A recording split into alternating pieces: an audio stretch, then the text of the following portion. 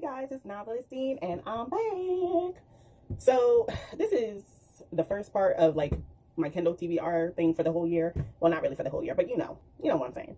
But these are just some of the books I have checked out from Kindle Unlimited. And let me tell you, ever since they had that thing where you check out 20 books, like at first it was 10, then they upgraded to 20. I've been losing my goddamn mind like I do at the library. And some of these books, I'm glad that they show me how long it's been in my library, because it's not because I want to keep them in my library. It's, well, technically yes, but like it's strange because certain books the author will take off of Kindle Unlimited, but then put it back on KU, then take it, then it's like a back and forth thing. So it's like, do you want it on Kindle Unlimited or don't you? And I get it because you get paid per page, I believe. But then it's like, I guess they're trying to test out which product is more better. But it's like, kind of makes no sense. But anyway, so one of them, the author took off KU, but since it's still in my library, it still registers as KU. So it's like, I'm confused, but we're gonna get into it. Now, one of the first books that I'm currently reading is Family Ties, the Reverse Harem Marvelous 3 saga, and that is the Nola Witches #1 by Smudgy Universe. Now, here's the thing. I am reading the Sons of Elite. I finished reading book 3 on December 1st, and that's also Reverse Harem. And I must say, here's the thing. When it comes to Smudgy's writing, it's like, at first I did not like the first book, so when I decided, you know what, let me try to reach my goals for like last year, didn't finish them. But like when I attempted to, I was like, you know what, I don't know when I got so extra serious with my books, but either way, I was like, you know what, the writing isn't that good. The plot isn't all that there, but it's like, you know what, let me view it as, a saga, like a soap opera where, and once I started to view it as a soap opera, like, Days Are Lives or one of those, TV shows that comes on during the day that I barely watch, but like it's on there anyways.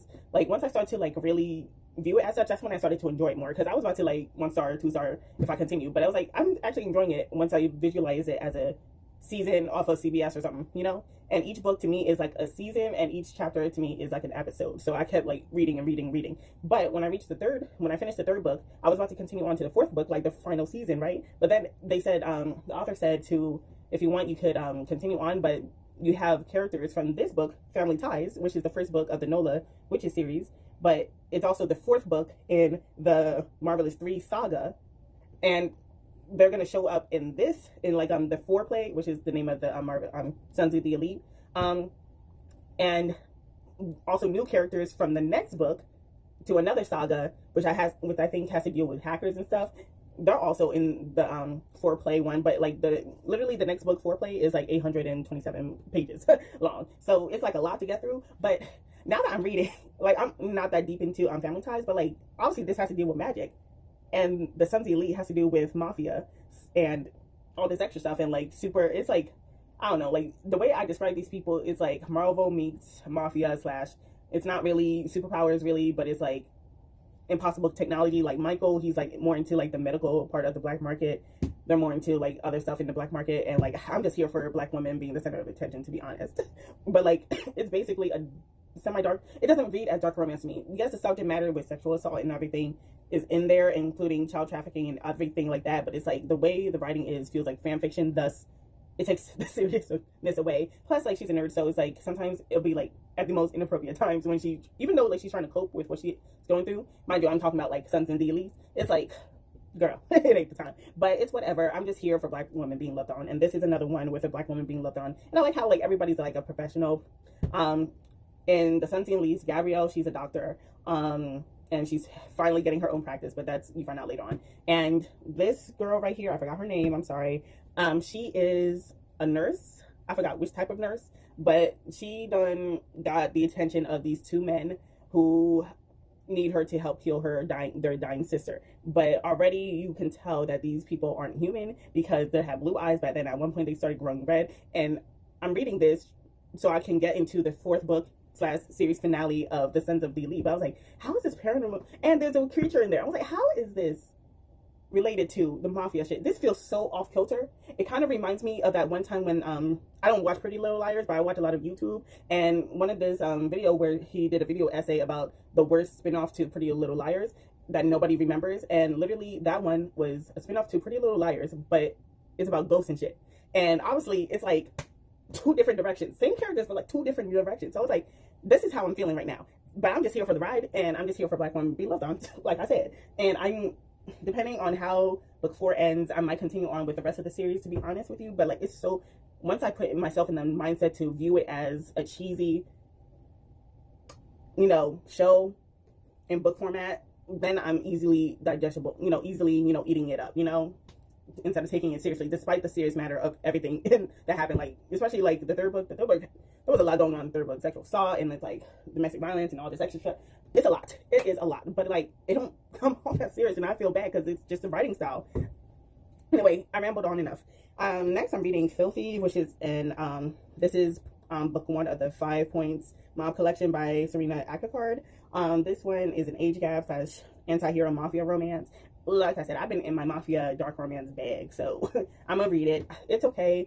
I'm taking a slow time reading it because it's like every once in a while it just loses my attention. It feels like, yeah, obviously there's something going on with another gang, I guess. But like I'm just not interested. You got this virgin. Well, she's no longer a virgin by the time that, at the point I'm in, she already done apothecary, and like the relationship is moving so fast. They done got married, but it's like, seriously. And I'm just rolling my eyes, to be honest. I'm not entertained slightly. Like, I'm just here for the ride, and I think the reason why I'm reading it is so I can read another book within the same series I'm more interested in. But in order to get to that book, it's like you follow each brother and everything else, and not to mention there's also a spin-off series within the same universe, and you kind of meet the same characters, and I'm kind of more interested in them, and like maybe a few characters within this one. So if I have to read this book to get through to the other books I'm interested in, then I'm gonna force myself to do it. Okay, next we have Scars, the Triad series, book 1, and this is by Dana Isley. Either way, it's a bisexual woman who done escaped her family, who she's like the sole inheritance to a whole lot of money anyways. Someone tried to kill her. She's been escaping her family ever since, but she just got captured by these group of men called the Triad, these 3 men, and they plan on trading her for gaining more power. But she's like, you know what, I'm more useful to you alive, and she's trying to, I guess, bargain with them. But like, I think I'm only 3% in it or something. Either way, I'm not that deep in it, but it's like already I'm annoyed. I'm annoyed by these. Like, I was drawn in, but then it's like just the writing of some of these characters, like the cinnamon roll, who's also mean. I was like, I'm so done. I'm not. I don't know. Maybe because I just been reading dark romance back to back to back to back that I'm falling out of, you know, not love per se. I'm just falling out of interest for some of these dark romance characters. Like, I'm just like, okay, girl, whatever. Anyway, so we're going to continue on. This is a red, the next one that I'm reading is called Red Widow, the Red Orlander series. I don't know. It's by Elizabeth G. Snow. Basically, the only reason why want to read it is because it's a plus-size black woman on the cover who's also into mafia. She's a mafia boss who gained power, I guess. Someone died in her family, I guess. But she's now the boss now, and she gained the attention of all these men. And I'm here for a black woman being the center of attention. I think because of I've been craving, no pun intended, I've been craving black women being the center of attention, of love and affection. Okay, so when I went on Google and was searching up black women being reverse harems, I was like, this is one of them. Plus, she's a plus-size woman, so we're gonna see. We're gonna see how it's going to be.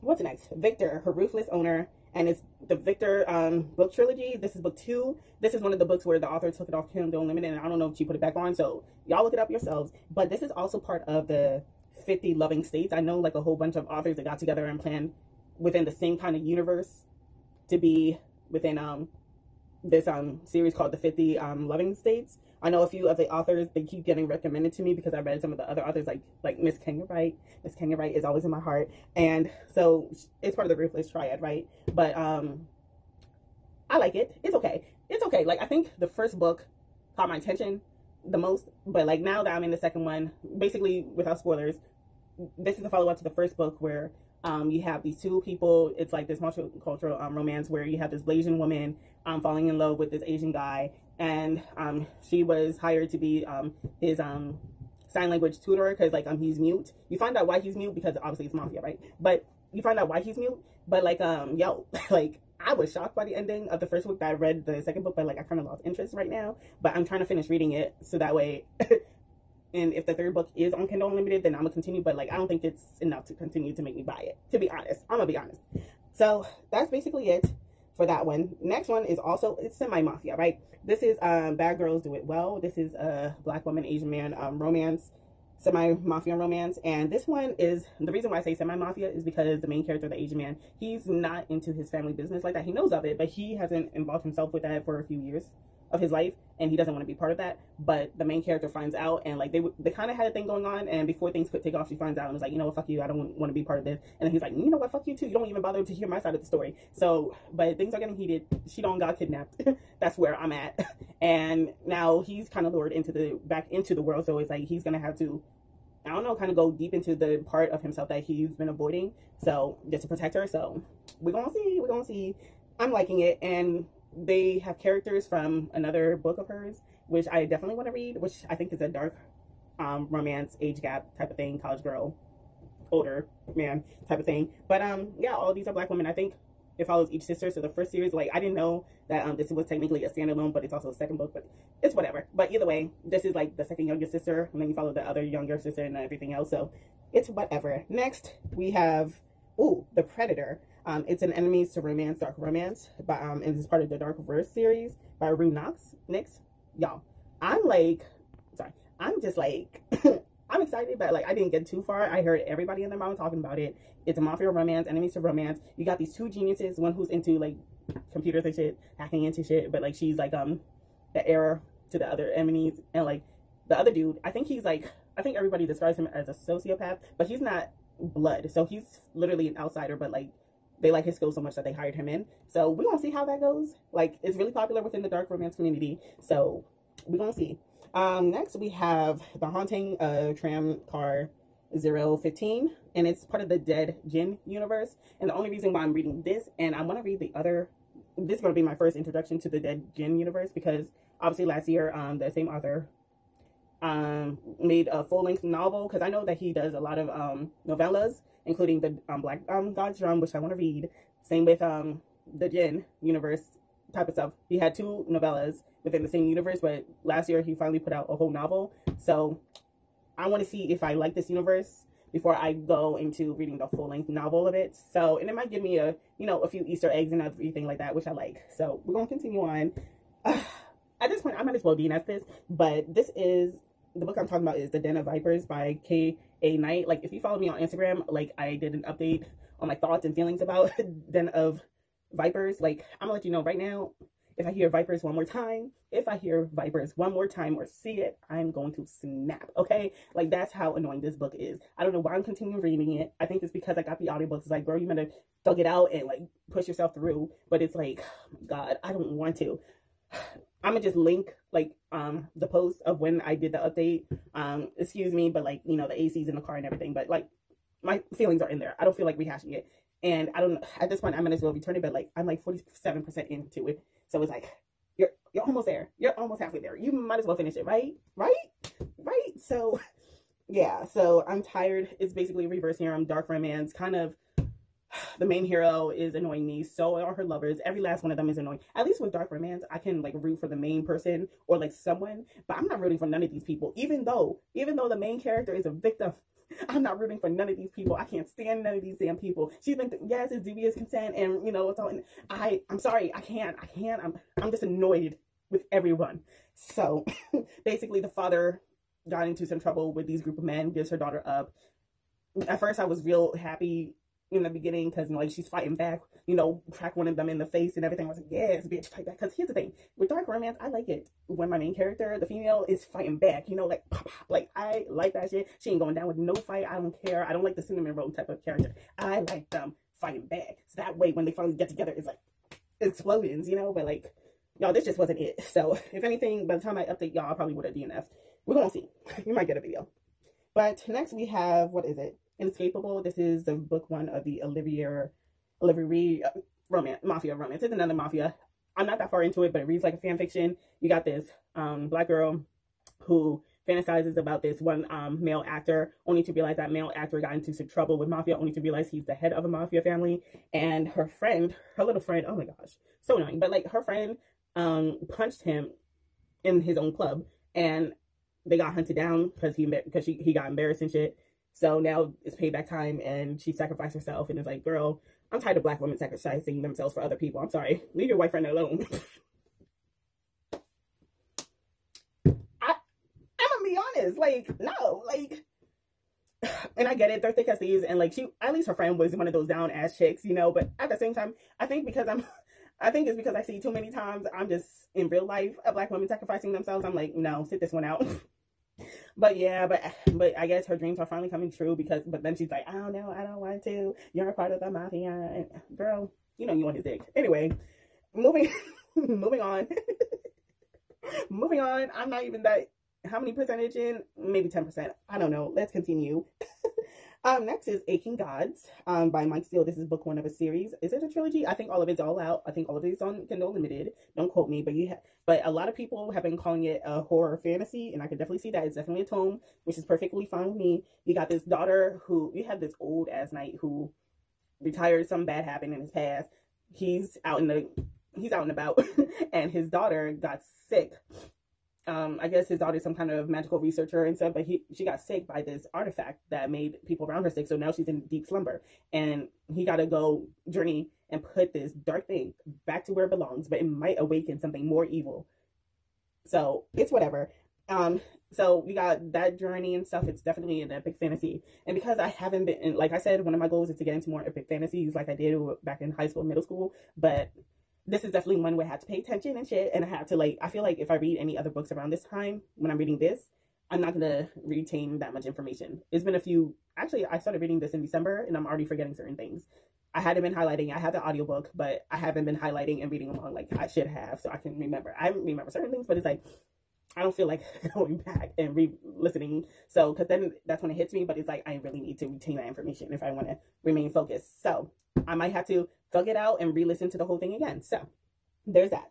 Next we have another fantasy, and that is Kings of Paradise, Paradise, which is Ash and Sand, book 1 by Richard Neal. And I'm just going to read the synopsis real quick because I just copied it down. You have Ruka, called Demon at Birth, is a genius.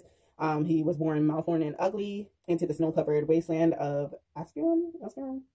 Either way, he was spared by death from his mother, and now he kind of is an outcast. Now he wants to seek revenge and shit. And I heard people describe him as who's the main character in the first Blade by Joe Abercrombie. Either way, people saying that he kind of reminds them of him. So you have that. Then, of course, across the vast sea on the white sand of paradise, you have Siri Khan, Kale, who is the 4th and youngest son of the Sorcerer King. At 16, Kale is a disappointment, and as the first prince ever forced to serve with low-born Marines, Kale must prove himself, become a man, or lose all chance of worth in the future. I don't know how these two are going to be connected, but I'm ready for it, and people have been giving it high praises. This is also on Kindle Unlimited, and since this is also an epic fantasy, I definitely have to pay close attention instead of reading multiple books at once. No, I feel like when it comes for these thick-ass books with dense information, I have to focus on that. But it's hard because I be moved reading so damn much. So yeah, that's it. That is it. That's on my Kindle Unlimited TBR. So y'all let me know what's on your stuff so I can add it to my stuff. Okay, I like being nosy. I like snooping through people's Goodreads stuff. No, I'm dead ass serious. I will be snooping through people's Goodreads. So I'm gonna add this to my, this looks interesting. You gave that a negative review. I'm gonna add it to my TBR because it sounds interesting, to be honest. But yeah, we all do it. It's fine. With that being said, I got to go, and I had to take off this headband ring because I'm tired.